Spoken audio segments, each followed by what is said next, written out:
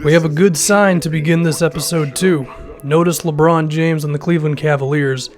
As of right now, he's actually leaning towards staying with Cleveland. And if that maintains itself and the Cavs don't suck, and with 2K you never really know, then a trade with Carmelo Anthony to the Cavaliers could end up being a thing. But I'm tired of talking about Melo, even though we're still going to talk about him later on, but whatever.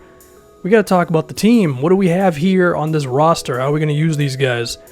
Number one, Ntilikina is going to start because he's already kind of the best option to start. I don't really care if he's a rookie, but we might as well get him in there now so we can just get more minutes, more reps, and get better, you know?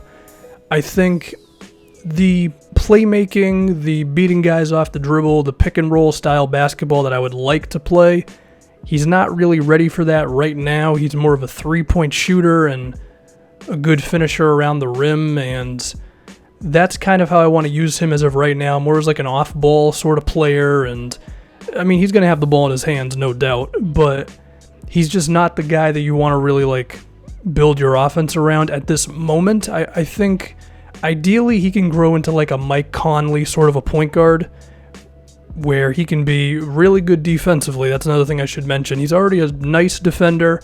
I think he has potential to be one of the best perimeter defenders in the league. Combine that with a really good three-point shot, averaging a solid maybe 6 assists a game.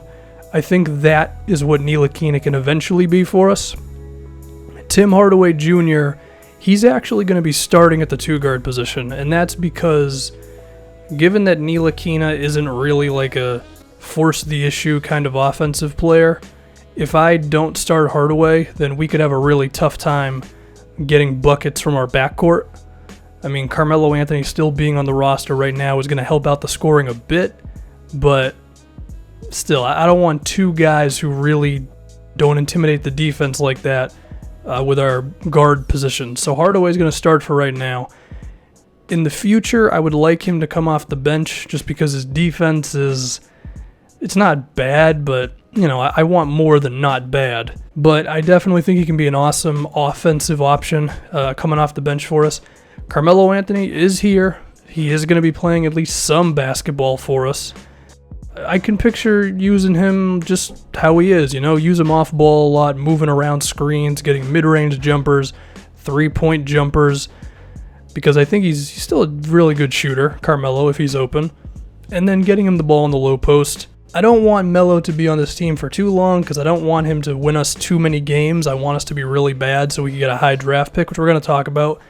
And then, of course, there's KP. Porzingis, the unicorn, the whole reason I'm doing this frickin' series in the first place.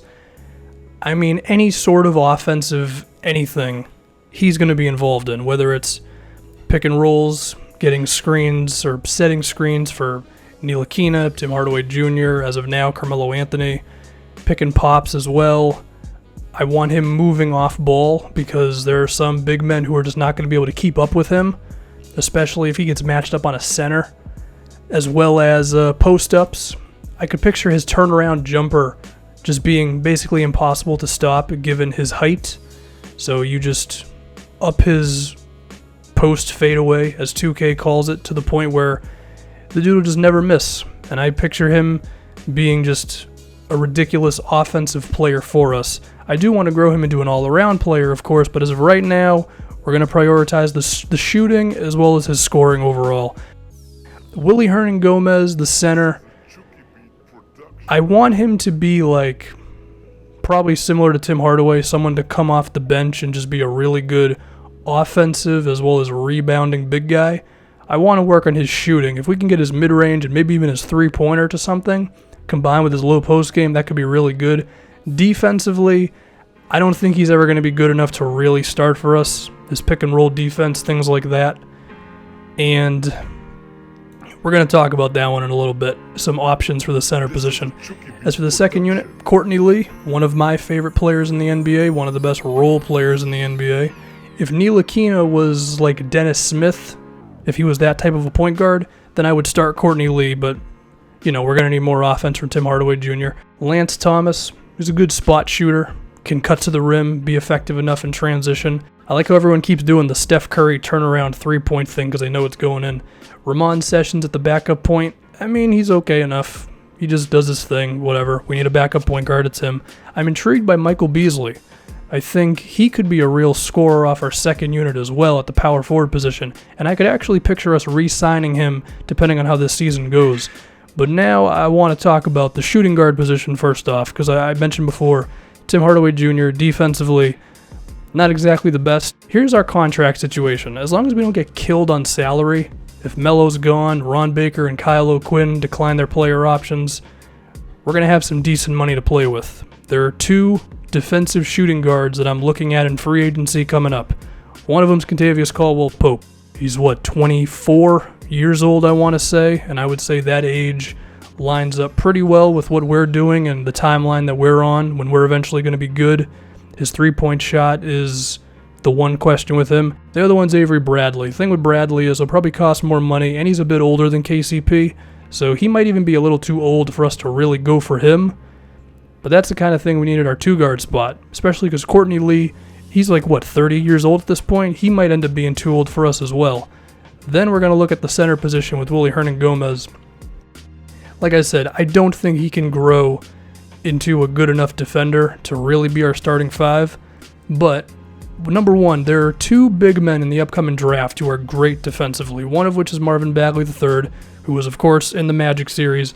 The other one's Mohamed Bamba, who is like a DeAndre Jordan, Rudy Gobert style center, super athletic and all that.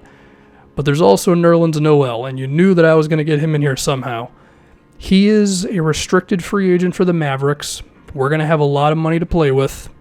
There's a chance I could throw a whole bunch of money at Nerlens to play defense next to KP. And then if we have a team that's like Ntilikina being really good defensively at the point guard spot, as well as someone like a Nerlens or a Bamba at the center spot, and then, we managed to find some other wing defenders, that's the type of team I'm looking to build around Porzingis, Because while I think KP can be a good enough defender, I really want us to be like a great defensive team around Porzingis.